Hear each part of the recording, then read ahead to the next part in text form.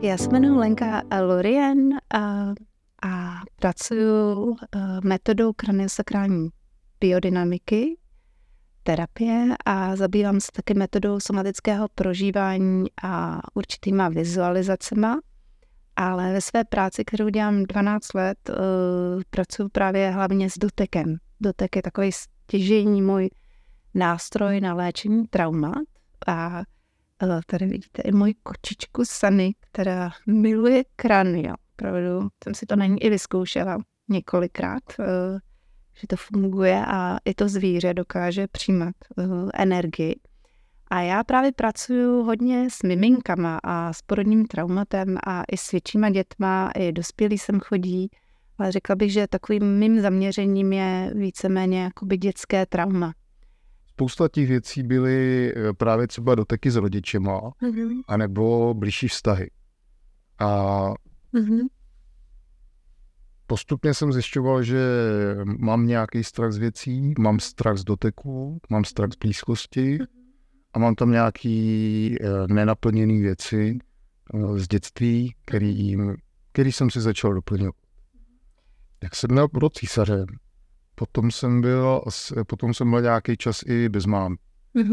A až teď vidím, jako, že jak se chovám na následku toho v životě. A asi do 35 jsem o tom jsem to neviděl a nechtěl vidět. Jak jsem pochopil, takhle právě funguje ta disociace. Když nám něco extrémně chybí, třeba ty rodiče po porodu, procházel jsem tím, že mě fakt chybí máma. Celý život jsem se snažil, abych nebyl sám, sebrat pozornost, abych nebyl sám. A kraniosakrální terapie je pro mě právě super v tom, že mě terapeut do ničeho netlačí. Že mě v podstatě jako říká, hele, tady máš tohle a chceš si to připojit, zvědomit a ono se to najednou takhle srovná, propřupe mi tělo. Hele, já necítil kus zad. A s tím dost často mě vybíhá i různý nevyřešený věci, bolest, která tam třeba je. Ale v Piránu zase cítím záda, cítím se víc v těle a žiju. Jak a tam cítíš třeba teplo z té moje ruky? Pěkný, příjemný. Vidí to třeba i do páteře? Ne, ale tady do ramenou. Tak jsem se teď uvolnil i s nohama a pán ví, tak tam mám cítím radost v těle. Máme syna, Krištofa, který má teďka 2,5 roku a když mu bylo necelý 2 roky, tak se mu narodila sestra Eliška a byla to jako velká změna a on začal se prostě budit v noci, takže vlastně jako hodně plakal, hodně křičel a trvalo to třeba 1-2 hodiny, než se nám ho podařilo utišit a bylo to dost častý a my vlastně jsme si říkali, čím to může být. Tak jsme pátrali různě po internetu, četli si různý články, věci a začalo se nám spojovat to, že on vlastně při porodu byl tahaný vexem, takže vlastně za hlavičku se dostával na svět takhle násilím. Pak když měl asi rok, tak měl úraz hlavy a strávil prostě nějaký čas na jipce, kde taky to chování bylo poměrně násilný a protože sám pracuji na svým traumatu, tak vím, že to trauma se ukládá v těle a právě jsem zjistil, že Lenka dělá kraniosakrální terapii zaměřenou na děti. Tak jsme ji zkusili oslovit a bylo skvělé, že Lenka přišla k nám domů, aby viděla tu rodinnou dynamiku a naše prostředí a seznámila se s Krištůvkem i s Eliškou, s oběma našimi dětma, s celou naší rodinou a díky tomu vlastně vytvořila takový prostředí důvěry, který se pak hodně vyplatilo, když jsme pak jezdili k ní vlastně do pracovny nebo domů, kde provádí kraniosakrální terapii, tak Krištůfek byl úplně v pohodě, vlastně jako už Lenku znal a měli vlastně takový přátelský vztah. Tady je míchačka. Tady je míchačka. Co tam ještě mají? Co tam ještě vidíš? Nic. Úplně ustaly noční můry, on vlastně do dneška teďka spí vlastně celou noc úplně klidně. I vlastně jako během dne, kdy reagoval až přehnaně agresivně na některé situace, což samozřejmě něco patří k tomuhle věku, ale tak vlastně celkově se jako velmi sklidnil a my jsme se sklidnili taky vlastně a ta komunikace vlastně s ním je mnohem příjemnější.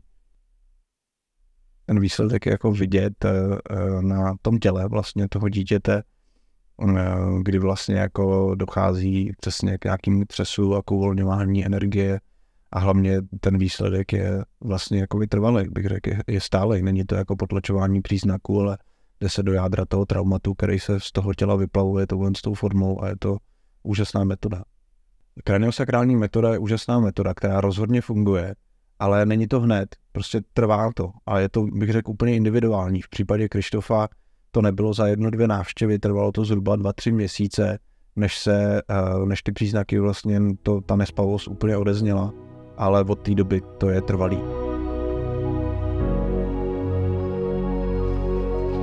Tak, husa Líza a vánoční pěsta. Já dám takovou podstavníku ruku a ty tady pod Julinku. A vy na kvíně? To zní dobře.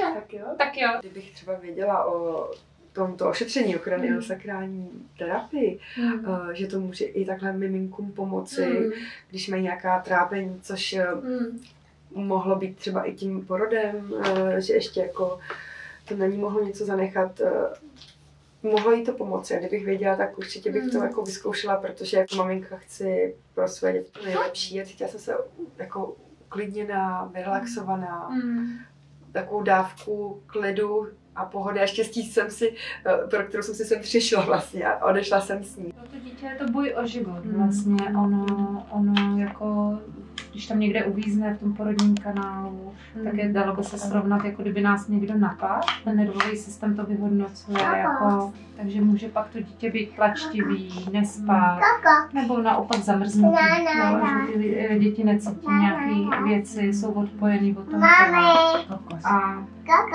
to jako s tím pracujeme. Mám tě ráda od chvíle, když jsem tě poznala. A měla jsem tě ráda, i když jsem tě ještě neznala. Tady mám miminko, teďka, který vlastně je v pěstounské péči, malinká holčička. A no, zakřič. No a vlastně ošetřuju ho, protože s ním přišla pěstounka, která si bere malý miminka právě do péče. A holčička ležela měsíc v nemocnici sama a na nějakých přístrojích, protože měla nějaký problém.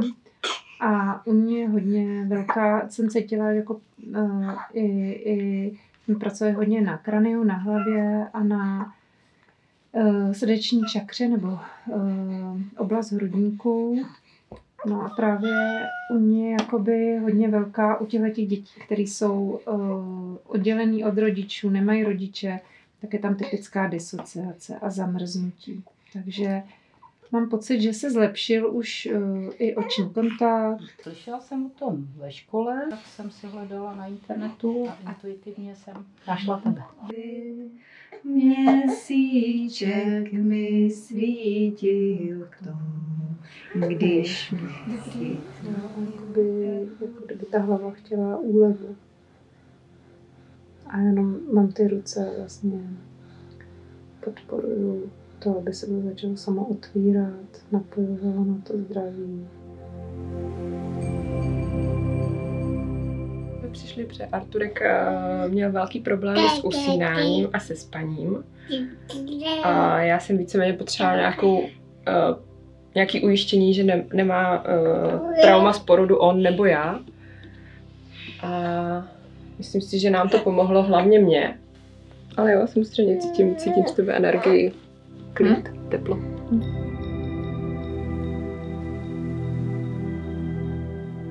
Jovanka vlastně, když se narodila, tak chviličku po porodu jí byla zjištěna vrozená srdeční vada a musela do 3 dnů na operaci.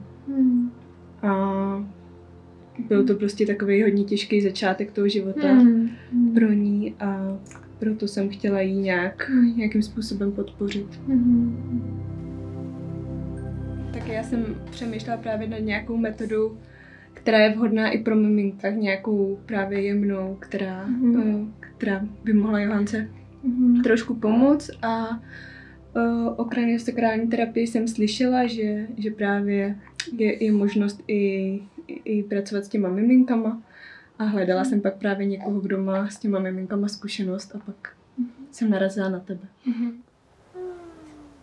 Pokud můžu mluvit, jak to ovlivnilo mě, tak určitě mi to dodalo víc sebedůvěry a jistoty, že to všechno spolu zvládneme a že všechno jako bude v pořádku a pomohlo mi to víc se tak jako sklidnit a zaměřit se na zdroje, které mi můžou pomoct v těžkých chvílích. A co se týče Johanky, tak tam vnímám, že jako opravdu klidnější je to vidět na těch terapiích, že teď vlastně vydrží být v klidu a i přes ten den to vnímám, že je to jiné a mění se to i ten náš společný vztah mi přijde konsolnější.